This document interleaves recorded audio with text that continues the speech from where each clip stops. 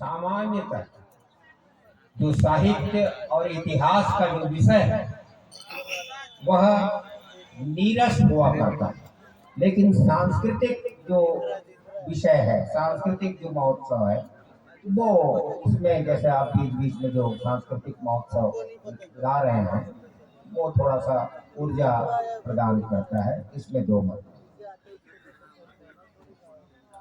और हमारा जो ये राष्ट्रीय साहित्य सम्मेलन है और उसमें आप मुझको अध्यक्ष के रूप में आपने यहाँ मनोनीत करके अध्यक्षीय भाषण देने के लिए मुझे जो आपने मौका दिया है उसके लिए मैं कचारगढ़ सेवा ट्रस्ट को साधुवाद समर्पित करता हूँ। सबसे पहले जो मूल विषय है उस विषय वस्तु पर हमारे जो उद्बोधन करता है, जो बोलने वाले हैं, प्रवक्ता है, वो विषय से थोड़ा हट जाते थे तो मुझे तकलीफ होती थी और मैं उनको बाकायदा टोका करता था कि आप यहाँ पर ये छोड़ दिए, ये आपने यहाँ अधूरा छोड़ दिया, इसको पूरा करना था, ये बातें पूरी करनी थी।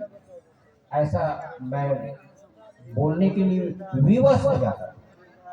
उसका कारण कि जो मोटी बात है, जो महत्वपूर्ण बात है, उसको विद्वान जन जानते हुए भी नहीं बोल पाते हैं, ये दुख होता है। जान रहे हैं, उनको बोलना चाहिए, उनको ये भाषा पूर्ण करनी चाहिए, वो नहीं पूरा करते हैं और विषयांतर हो जाते हैं, इससे परे चले जाते हैं। उसके कारण जो साहित्य का जो सूत्र है, जो बहाव है, वो थोड़ा फीका बना जाता है। आपको बताना चाहूंगा,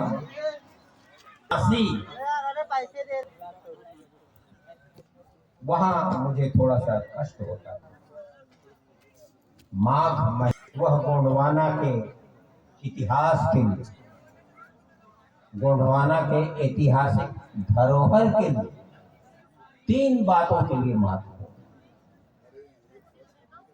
पहली, इसी माघ पूर्णिमा में हमारे रूपोलंग पहंदी पारिकोपारलिंगों का जन्म हुआ। क्या? रूपोलंग पहंदी पारिकोपारलिंगों का जन्म हुआ। इसका उदाहरण मैं देना चाहूंगा कि आपने अगर डी चैटरटन की लिखी हुई किताब जो 1913 में लिखी गई थी और पिट्सबर्ग लिमिटेड लंदन में छपी थी 1913 में, वो किताब क्यों महत्वपूर्ण है वो उसको बताने के लिए दूसरा विषय है, लेकिन मैं विषय ये बता रहा हूं कि उनका जन्म हुआ। चैटरटन की किताब में पहंदी पारिकोपारलिंगों का बचपने का, बाल्यकाल का फोटो मुद्रित है, छपा हुआ है, मुद्रित है, छपा हुआ है और वो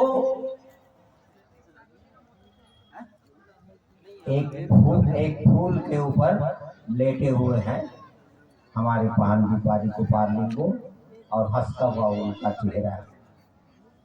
यह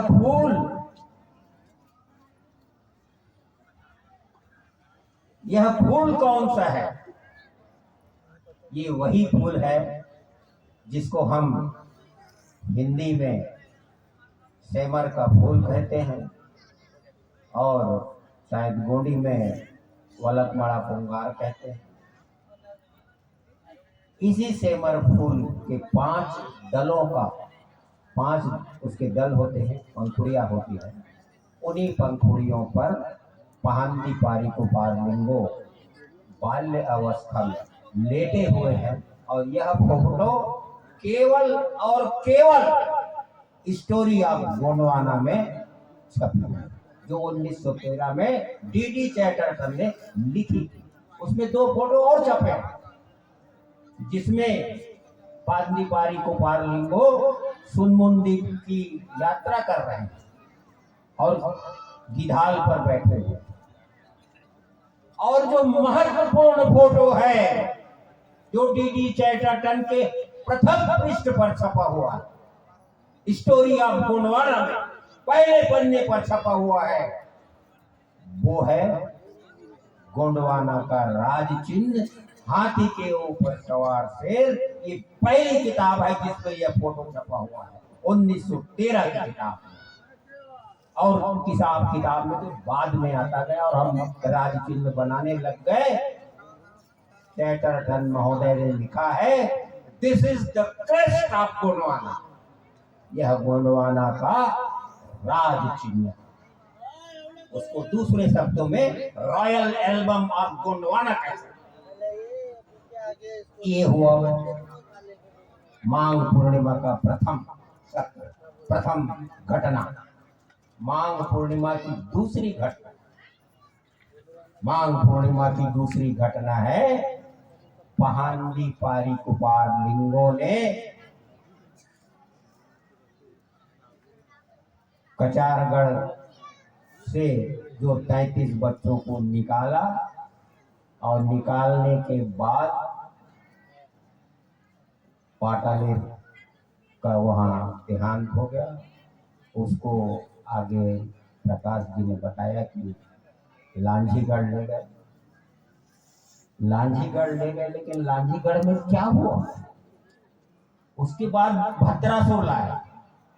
लांझीगढ़ में क्या हुआ, लांझीगढ़ में क्या हुआ, इसकी फोटो आपको देखना है तो इंडस एंड लोथल सिविलाइजेशन किताब, प्रकाश राव के द्वारा लिखी हुई किताब ने जो सिंधु घाटी की सभ्यता में आलकोया पारी पहांदी मुठवा पोयान जो लिखा हुआ है, वह पिक्चर प्रकाश राव के उस किताबे में दर्ज है। उसकी फोटो मैं रीवा में जब सेल टैक्स अफसर के पदाधिकारी के रूप में पदस्थ था, तो वहां के संग्रहालय, वहां के वाचनालय से लोथल और इंडस सिविलाइजेशन की किताब मैं लाया और ला करके उसका अध्ययन किया। उस जमाने में उस किताब की कीमत 1500 रुपए थी, 3000 रुपए। आज तो 7000 होगी। इतनी मोटी किताब है, लगभग 12x8। उस किताब में आलकोया पारी पहांदी मुठवा पोए आन का जो पिक्चर है, कंगाली जी की जो किताब में जो छपा है, थोड़ा सा अधूरा छपा।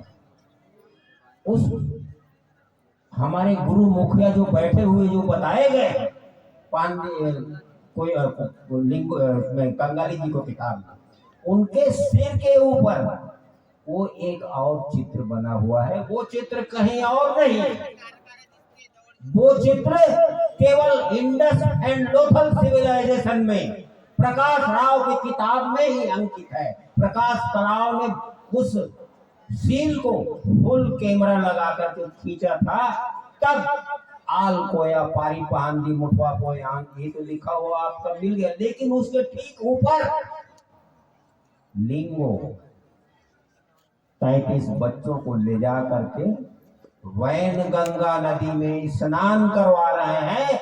ये दृश्य का अंकन केवल इंडस एंड लोथल सिविलाइजेशन वाली किताब में ही अंकित है, कहीं और में अंकित नहीं। उस किताब को विशेषकर मैंने अपने फोटोग्राफर मित्र से 1995 में 95 मैं जब रीवा में पदस्थ था, उस किताब को फोटोग्राफर मित्र के यहाँ ले गया और उसको मैंने कहा इसको पुलिस के पे खींच के दी, और उन्होंने पुलिस के पे खींच कर तो फोटो दिया था। उसमें आलकोया पारी पहांदी मुठवा पोयान लिखा है। उसके ऊपर नदी की जलधारा का ऐसा चित्रण किया हुआ है और उसमें उन बच्चों का मुंडन करके उनको नहलाया जा रहा है। शुद्धिकरण किया गया था जिनको 12 साल तक कचारगढ़ की इस गुफा में कैद बंद कर दिया गया था, ऊपर से खाना दिया गया। अब हमारे प्रकाश बाबू सलाम में जो है वहां पर लांजीगढ़ तो ले गए, लेकिन वो आगे इसलिए नहीं बता पाए क्योंकि वो पिक्चर शायद उन्होंने नहीं देखी। वो पिक्चर में उनको वैन गंगा नदी में उनको नहला करके उनका शुद्धिकरण किया, और उसके बाद फिर इधर एक क्या गांव है, खेड़रागढ़ क्या बोलते हैं, नाम भूल जाता हूँ, वाड्रा वाड्रा वाड्रा सुनला है, और वहां ला करके उनको फिर संस्कारित किया गया, और 7 बच्चों को एक लाइन, 5 बच्चों के एक लाइन, इस तरह उनको लगा करके उनके पीछे पीछे पीछे लोगों की 33 लोगों की लाइन लगा दी गई, और 33 लोगों की लाइन लगाने के बाद 1 से 7 देव की देव शक्तियां, और फिर 1 से 5 की शक्तियां, भूमिका शक्तियों का उनको वहां पर नियुक्ति किया गया। और वही हमारे आज के, हमारे पुराने लिंगो कहिए या हमारे बुढ़ाल पेन कहिए, वही बुढ़ाल पेन कहिए, हर गोत्र का एक व्यक्ति वहां चुना गया, 1 देव, 2 देव, 3 देव, 4 देव, 5 देव, 6 देव, 7 देव, उसी तरह 1 2 3 4 5 ये भूमिका सभा का वहां गठन किया गया, और उनको बताया गया ये तुम्हारे गुरु रहेंगे। अब ये 7 लोगों के 100 भाई नियुक्त कर दिए, 700 वो हो गए, और भूमिका लोगों के 50, इस तरह 750 गोत्र का अंकन भद्रासुर में हो गया। यह घटना इतनी महत्वपूर्ण है जो कि इसी माघ पूर्णिमा में घटित हुई थी। वो घटना इतनी महत्वपूर्ण है जिसको गोंडवाना समाज आज अपने सीने पर छाती ठोक करके कह सकता है कि गोंडवाना समाज 750 गोत्रावली के धारक, विश्व संस्कृति के जनक है। यही 750 गोत्र वाले हैं जो सारे विश्व की संस्कृति को पलट करके रख दिया,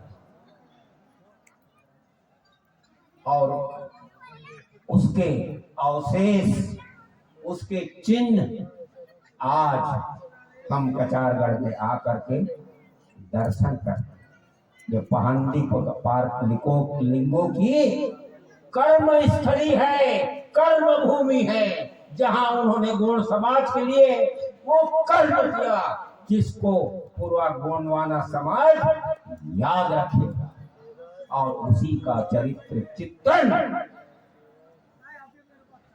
डॉक्टर मोती रावण कंगाली ने अपने इस युगांतर कोया पुनेम दर्शन में वर्णन कर दिया। मैं तो अध्यक्ष की हैसियत से यह घोषणा करना चाहूंगा कि डॉक्टर मोती रावण कंगाली की यह जो किताब है, अमर कृति है, कोया पुनेम दर्शन को गोंडवाना का शास्त्र, धर्म ग्रंथ घोषित करना चाहिए। ठीक उसी तरह दिगर समाज का कुरान है, बाइबिल है, रामायण और गीता है, ठीक उसी तर्ज पर गोंडवाना समाज के लिए डॉक्टर मोती रावण कंगाली की जो किताब है कोया पुनेम दर्शन को, इसका गोंडवाना का शास्त्र, लिटरेचर मैं अध्यक्ष की हैसियत से घोषित करने का संदेश आप पूरे वक्ताओं को और हमारे मंच पर विराजमान विद्वानों के सामने उद्घोषित करता हूँ। वर्षा पेंटा, वर्षा पेंटा, फड़ा पेंटा, सल्ले गागराना, सल्ले गागराना, सज्जोर पेन्ना, सज्जोर पेन्ना, फड़ा पेन्ना, फड़ा पेन्ना, अब्बू बाबालना, अब्बोबा बालना सेवासी। माघ पूर्णिमा की तीसरी घटना। दो घटनाओं का मैंने संक्षिप्त वर्णन कर दिया है। तीसरी घटना मेरे साथियों ध्यान पूर्वक सुनो। क्या कुछ कुछ शंका प्रकट कर रहे हैं तो बताइए, किसी को कोई शंका है?